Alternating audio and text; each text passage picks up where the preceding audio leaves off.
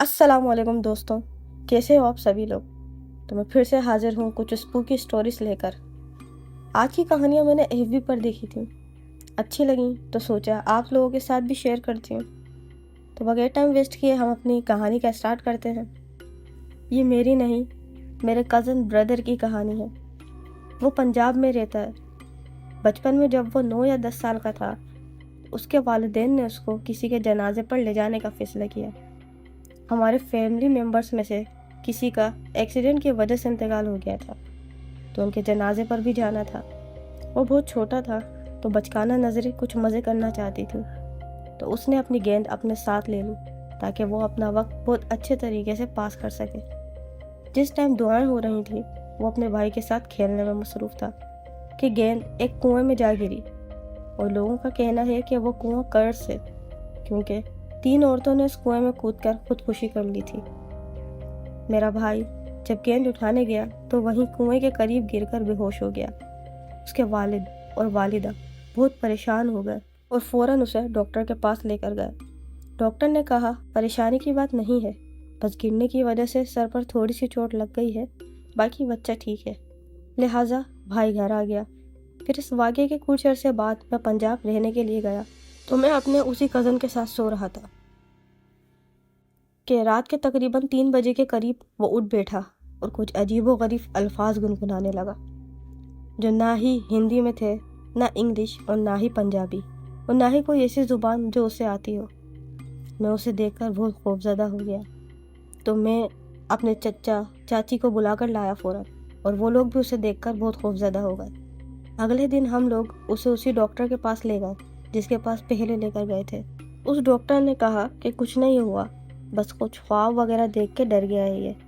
हम सब ये सुनकर रिलैक्स हो गए, लेकिन कुछ ही दिन बाद उसने फिर से वही सब किया जो पहले किया था, और इस बार ज़्यादा ही शिद्दत से किया। मैं देख सकता था कि किस तरह ज़ेर कब्ज़ा खातून उसे कब्ज़े में ले रही है। वो बमुश्किल कुछ कह पा रहा था, वो रो रहा था। ये सब 1 घंटा चला, और सबसे बुरी बात ये थी कि मैं अपनी बड़ी बहन के साथ पूरे घर में अकेला था। मैं रोने लगा क्योंकि मैं अपने चचाजाद भाई से सिर्फ 1.5 साल बड़ा था। अगले दिन उसके माँ बाप उसे किसी बाबा के पास ले गए। उन्होंने कोई चीज़ भाई पर छिड़की तो उसकी आंखें लाल हो गईं। उसे देखकर कोई भी आसानी से पहचान सकता था कि वो पॉजेस्ड है।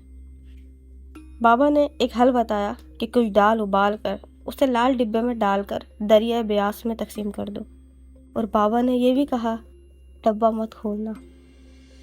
हमने बाबा की बात पर अमल किया। हमने अमृतसर से ब्यास तक तकरीबन 35 किलोमीटर का सफ़र शुरू किया। हम रास्ते ही में थे कि हमारी गाड़ी के सामने वाले दोनों टायर फट गए। मुझे नहीं मालूम कि ये किस तरह हुआ। ये किसी मफूकुल फितरत का काम था या फिर कोई कील वगैरह चुभ गई थी जो टायर फट गए। खैर, मेरे भाई को संभालना बहुत मुश्किल हो गया था क्योंकि वो सीट पर कूद रहा था, वो बैठ ही नहीं रहा था। उसकी हालत बहुत ज़्यादा ख़राब थी। हम ब्यास तक लिफ्ट लेने में कामयाब हो गए। लोगों ने देखा तो नमाज वगैरह पढ़ना शुरू कर दी, क्योंकि हम बस में सफ़र कर रहे थे जहाँ और भी बहुत से लोग थे। ये वो वक्त था जब हम सब ने उम्मीदें छोड़ दी थी। वक्त गुजरता रहा और हम वहाँ पहुँच गए जिसको हमने निशानजित किया था। और जगह पर पहुंचकर पता चला कि मेरे चचा वो लाल डब्बा घर ही भूल आए हैं। हम सब लोग और ज़्यादा परेशानी में एक दूसरे के चेहरे देखने लगे कि अब क्या करें। हमने उन्हीं बाबा को कॉल करके मदद मांगी। बाबा ने कहा परेशान नहीं हो, बच्चे के हाथ पर हल्का सा छुरी से कट लगाकर उन चीज़ों के साथ मिला दो जो मैंने तुम्हें दी थी। हमने ऐसा ही किया, वो चीज़ें दरिया में बहा दी। वो लम्हा जब हमने ये किया वो बहुत पीसफुल था, जो कि हमें 4 घंटे के बाद देखने को मिला था। अब भी मेरा भाई रात के 1 बजे के करीब कुछ अल्फाज बोलता है, लेकिन अब वो उस औरत के कब्ज़े में नहीं है। अब भी मैं उसी तरह उसके कमरे में सोता हूँ जब भी मैं पंजाब जाता हूँ। तो ये स्टोरी थी जो मैंने फेसबुक पर सुनी थी। अब अगली स्टोरी है जो मेरी चच्ची के साथ पेश आई थी। ज़्यादा हॉरर नहीं है, लेकिन एक इंसिडेंट था उनके साथ हुआ था, तो सोचा आप लोगों के साथ भी शेयर करती हूँ। तो स्टार्ट करते हैं। तो ये कहानी हम उन्हीं की ज़ुबानी सुनते हैं। हम लोग बहुत छोटे थे उस टाइम पर, اور خیرپور میں اپنے کسی ریلیٹیو کے پاس رہنے کے لیے گئے ہوئے تھے۔ ہمارے گھر کے قریب ایک گراؤنڈ تھا جہاں ہر روز ہم صبح ہی صبح سارے بچے کزنس وغیرہ مل کر وہاں جھولا جھولنے کے لیے جایا کرتے تھے۔ ہم لوگ اس جھولے کی وجہ سے صبح ہی صبح اٹھ جایا کرتے تھے۔ ایک دن ایسا ہوا کہ ہمیں دیر ہو گئی اور ہمارے 2 بھائی یعنی کزن بردر جلدی اٹھ گئے اور ناشتہ واشتہ کر کے وہ لوگ فوراً جو ہے جھولے کی طرف چلے گئے جھولنے کے لیے، کہ کچھ دیر بعد وہ واپس آئے ڈرے ہوئے، اور انہوں نے بتایا کہ انہوں نے اس جھولے کے اوپر کسی کو بیٹھے ہوئے دیکھا ہے۔ وہ ایک عورت تھی جو پوری وائٹ تھی، اس کے بال آگے کی طرف تھے اور وہ 1 سیکنڈ کے لیے بھی نہیں ہلی۔ انہوں نے کہا ہم 20 منٹ تک اسے دیکھتے رہے لیکن وہ نہیں ہلی، وہ ایسی ہی بیٹھی ہوئی تھی۔ پھر ہم لوگ بھی دیکھنے کے لیے گئے کہ ہو سکتا ہے ہمیں بھی نظر آئے، لیکن جب ہم گئے تو وہ وہاں نہیں تھی، وہاں کوئی بھی نہیں تھا۔ ہم لوگ اپنے جھولے وغیرہ جھول کر گھر ہی آ رہے تھے کہ اس گراؤنڈ کا ایک دروازہ اور ہے، ہم اس طرف گئے تو دیکھا کہ وہ عورت وہاں کھڑی ہوئی تھی، ویسی ہی کھڑی ہوئی تھی، نہ اس نے کوئی موومنٹ کی، ویسی 20 منٹ تک وہ بالکل بھی نہیں ہلی۔ ہم یہ سب دیکھ کے بہت ڈر گئے کیونکہ اس وقت ہم بہت چھوٹے تھے۔ ہم فوراً بھاگتے ہوئے اپنے گھر آئے اور یہ سب اپنے بڑوں کو بتایا۔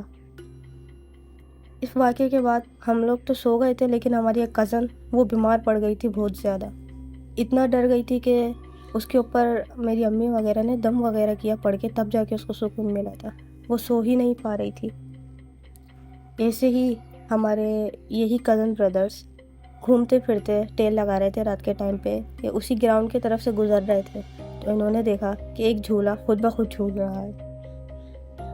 یہ سب دیکھ کے یہ دونوں بھی بہت ڈر گئے اور گھر واپس آئے۔ تو دوستوں، یہ کہانی صرف اتنی سی تھی جو کہ ہماری چچی کے ساتھ پیش آئی تھی، سوچا آپ لوگوں کے ساتھ بھی ڈسکس کروں۔ اب آپ لوگوں کے پاس اگر ایسے ریئل انسیڈنٹس ہیں جو کہ آپ لوگ ہمیں بتانا چاہتے ہیں اور چاہتے ہیں کہ ہم آپ کی کہانیاں یہاں سنائیں، تو آپ لوگ مجھے میرے Gmail ایڈریس پر سینڈ کر سکتے ہیں، جو کہ میں نے ڈسکرپشن میں بھی دے دیا ہے اور ویڈیو کے آخر میں بھی میں مینشن کر دوں گی۔ اب ملتی ہوں میں آپ سے ایک نئی ویڈیو میں، تب تک کے لیے اللہ حافظ۔